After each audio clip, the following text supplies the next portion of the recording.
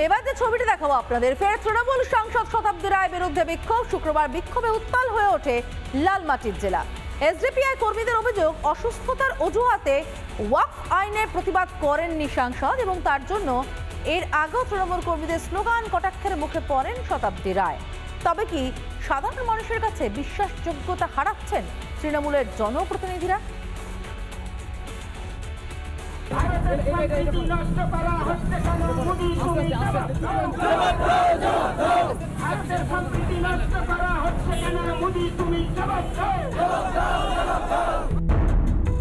ওয়াকফ আইনের প্রতিবাদে রাজ্যের বিভিন্ন প্রান্তে তাণ্ডব। তবে বীরভূমের পরিস্থিতি কিছুটা আলাদা। সেখানে তৃণমূল সাংসদ শতাব্দী রায়ের বিরুদ্ধেই বিক্ষোভ দেখায় এসডিপিআই। বীরভূমের নলহাটিতে মিছিল করে প্রতিবাদে সামিল এসডিপিআই। তাদের অভিযোগ, অসুস্থতার অজুহাতে ওয়াকফ আইনের প্রতিবাদ করেননি তৃণমূল সাংসদ। যাদেরকে আমরা ভোট দিয়ে নির্বাচন করছি, জনপ্রতিনিধি তৈরি করছি, তাদের যখন একটা ভোট দেওয়ার সময় হয় এসি রুমে বসে সেই ভোটটা সে যদি না দিতে পারে, তো তাদের জন্য আমরা 40 ডিগ্রি তাপমাত্রায় দাঁড়িয়ে কিসের জন্য এমপির জন্য আগামী এই প্রথম নয়, এর আগেও শতাব্দীর বিরুদ্ধে বিক্ষোভে উত্তপ্ত হয়েছিল লালমাটির জেলা।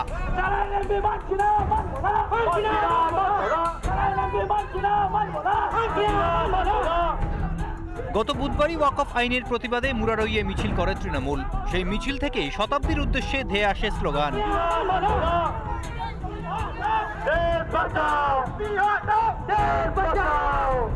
তবে ঘটনার পর এ নিয়ে সাফাই দিতে রীতিমতো অস্বস্তিতে পড়েন তৃণমূল নেতারা। না, এটা কেউ হয়তো পাশ থেকে বলে ফেলেছে, বিচ্ছিন্ন একটা ঘটনা, এটাকে বড় করে ধরলে হবে না, এটা বিচ্ছিন্ন ঘটনা। তৃণমূল নেতৃত্ব যতই সাফাই দিন না কেন, ঘরে বাইরে প্রশ্নের মুখে তৃণমূল নেতাদের ভূমিকা। শুধু সাধারণ মানুষই নন, তৃণমূল কর্মীদের কাছেই বিশ্বাসযোগ্যতা হারাচ্ছে না তো দলীয় নেতৃত্ব? রিপাবলিক বাংলা। এবার নজর রাখি সেই চাকরিহারাদের খবরে, যাদেরকে সকাল থেকে আমরা লাগাতার দেখে গিয়েছি পথে বসতে। আমাদের শিক্ষক, তারা পথে বসেছেন। তাদের চাকরি নেই, সম্মানটুকুও বেঁচে নেই। দিশেহারা চাকরিহারারা, সংসার চালানো দায় হয়ে দাঁড়িয়েছে, পিঠ ঠেকেছে দেওয়ালে। তাই আজ নিজের হকের চাকরি বাঁচাতে মাটি কামড়ে দাঁত চেপে পথে বসে লড়াই চালিয়ে যাচ্ছেন তারা। আর হকের চাকরির জন্য এসএসসি চেয়ারম্যানের দিকে তাকিয়ে তারা।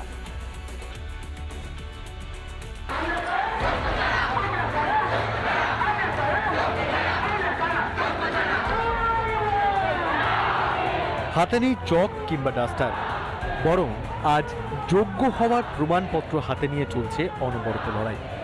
করুণাময়ী থেকে সল্টলেকে এসএসসি ভবন পর্যন্ত মিছিল চাকরিহারাদের।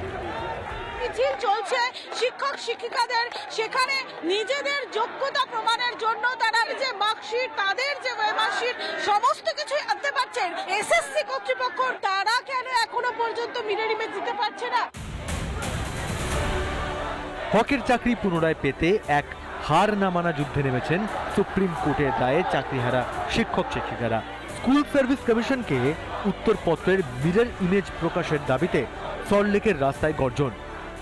মিরর ইমেজ ছাড়া আমাদের চাকরি থাকবে না, আর এই মিরর ইমেজ আমরা নিয়েই ছাড়বো। আমাদের তো সেটাই দাবি, এই করা ছাড়া আমাদের কোনো উপায় নাই, লড়াই আমাদের করতেই হবে। মিছিল শেষে আচার্য সদনের সামনে অবস্থান বিক্ষোভ। কেন শাস্তি পেতে হবে যোগ্যদের? কেন চাল কাকড় আলাদা করতে এত কষ্ট এসএসসির?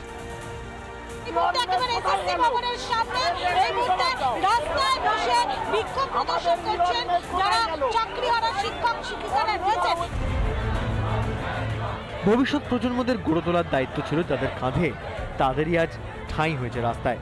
আর এদের প্রতিরোধ বীরপুরুষত্ব দেখাতে যে রণসজ্জায় সেজে উঠেছে মমতা সরকারের পুলিশ, ড্রোন উড়িয়ে চলছে নজরদারি।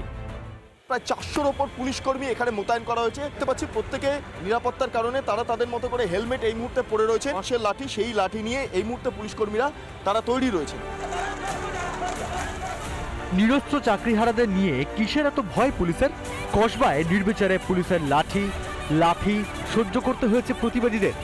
সেই পুলিশকেই লাঠির জবাবে গোলাপ দিলেন চাকরিহারারা। কিন্তু সেই সৌহার্দের বার্তাও যেন ঠিক হজম হলো না মমতার সৈনিকদের। আমরা ওনাদের সমস্ত রকম সহযোগিতা করব এবং আমরা সৌহার্দ্যতা বজায় রাখার জন্য আমরা এই ফুলটা দিই। রাজ্যের দুর্নীতির দায় ভুগতে হচ্ছে যোগ্যদের, আর তাই যোগ্য অযোগ্যদের বাছাই করতেই হবে এসএসসিকে। কে চোখ খুঁড়তে কেউটে বেরিয়ে আসবে, এই ভয়েই পিঠ বাঁচানোর মরিয়া চেষ্টা চালাচ্ছে শাসক দল ও কমিশন।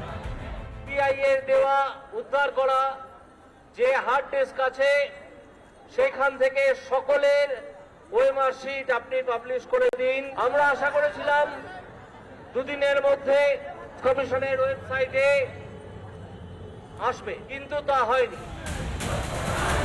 স্বপ্ন ছিল ভবিষ্যৎ প্রজন্মের কারিগর তৈরি করবেন, কিন্তু সেই স্বপ্ন আজ অনেক ক্রোশ দূরে। এখন চাকরি বাঁচানোর জন্য লড়াইয়ে নেমেছেন চাকরিহারারা। চাকরিহারাদের এই গর্জন কি আদৌ পৌঁছাবে মমতার কানে? রিপাবলিক বাংলা। আর এই যোগ্য চাকরিহারাদের জন্য পথে নেমেছে বিরোধী দল। বর্তমানে ডিআই অফিসে তালাচাবি হাতে বিক্ষোভ কংগ্রেসের। ডিআই অফিসের সামনে প্রতিবাদে সামিল কংগ্রেসের শ্রমিক সংগঠন আইএনটিইউসি। কার্জন গেট থেকে মিছিল করে ডিআই অফিসে যান প্রতিবাদীরা। ডিআই অফিসে তালা ঝোলাতে গেলে বাধা দেয় পুলিশ। পুলিশের সঙ্গে ধাক্কাধাক্কি প্রতিবাদীদের। চরম উত্তেজনা এলাকায়।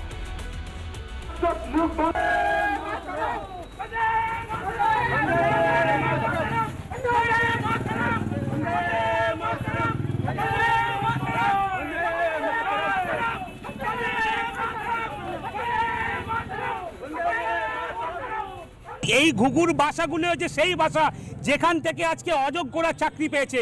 এই ঘুঘুর বাসার মধ্যে সমস্ত নথি আছে যে কারা যোগ্য কারা অযোগ্য, তো সেই নথি আমাদের লাগবে। যতদিন না এই ঘুঘুর বাসা বন্ধ হচ্ছে আমাদের অভিযান চলবে। কিন্তু মমতা বন্দ্যোপাধ্যায় জেনে রেখে দিন, পশ্চিম বাংলার বুকে আগুন আপনি জ্বালিয়েছেন, এই আগুন কিন্তু আমরা আরো তীব্রতর করব যতদিন না এর দুধ কা দুধ পানি কা পানি হবে। এবার বাংলা আরো একটি গুরুত্বপূর্ণ খবরে আমাদের নজর রাখতে হবে। ফাইলেরিয়ার ওষুধ খাওয়ানোকে কেন্দ্র করে হাওড়া স্কুলে তুলকালাম পরিস্থিতি। অভিযোগ, ওষুধ খেয়ে অসুস্থ হয়ে পড়েন পড়ুয়ারা। আর পড়ুয়ারা অসুস্থ হতে স্কুলে চড়াও হন অভিভাবকেরা। জোর করে অভিভাবকদের না জানিয়ে ওষুধ খাওয়ানোর অভিযোগ। সেই অভিযোগে সরগরম নিব্রা কনভেন্ট জুনিয়র বেসিক স্কুল। ছোট ছোট পড়ুয়াদের জীবন নিয়ে কেন ছেলেমেয়ে, কেন অভিভাবকদের অনুমতি ছাড়া খাওয়ানো হলো ওষুধ?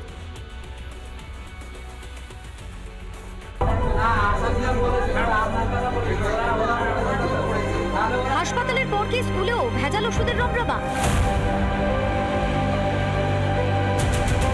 ফাইলেরিয়া কৃমির ওষুধ খেয়ে অসুস্থ 25 জন শিশু। একের পর এক শিশু অসুস্থ হতেই হাওড়ার নিব্রা কনভেন্ট জুনিয়র বেসিক স্কুলে তুমুল উত্তেজনা।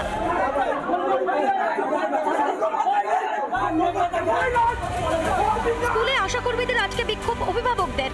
অভিযোগ, জোর করে স্কুলে ওষুধ খাওয়ানোর পরেই শরীরে একাধিক সমস্যা দেখা দিতে শুরু করে শিশুদের।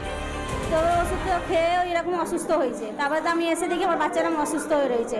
তো সেই থেকে হয়েছে, 2টোর সময় এসছি, সেই থেকে নিয়ে আমার বাচ্চা এরকম হয়ে রয়েছে। মিটিং হয়েছিল তখন বলেছিল, আশাদি বলেছিল যে গার্জেনদের কল করে তারপরে ওষুধ খাওয়ানো হবে। তারপরে না গার্জেনদের না কল করে ওষুধ খাইয়ে দিল। ধুন্ধুমার পরিস্থিতি সামলাতে হিমশিম খায় পুলিশও। মারধর করে শিশুদের ওষুধ খাওয়ানোর বিস্ফোরক অভিযোগ পঞ্চায়েত সদস্যের স্বামী।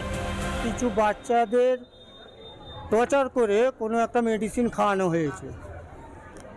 হ্যাঁ, কারো চুল ধরে কাউকে মারার ভয় দেখিয়ে অল্প বয়সের বাচ্চা সকলে তাদেরকে জোর করে ওই ওষুধ মেডিসিনটা খাওয়ানো হয়েছে। যদিও সমস্ত অভিযোগ অস্বীকার স্কুলের ইনচার্জের, উল্টে কার্যত পড়ুয়াদের দিকেই আঙ্গুল তুললেন তিনি। কিচ্ছু হয়নি, এখানে এরকম হয়, এখানে এরকম হয়, সব কিছুতেই হয়। এখানে কি কোনো কিছু না, জোর কাউকে করা হয়নি। আমি ছিলাম তো, জোর কাউকে করা হয়নি। 93 জন খেয়েছে, কারোর কিছু হয়েছে সেরকম হয়নি। একটা দুটো সে একটু হয়েছিল, সেরে গেছে। স্কুলে বিপদের হাতছানি। পড়ুয়াদের এই অবস্থা নিয়ে চিন্তায় অভিভাবকরা। রিপাবলিক বাংলা।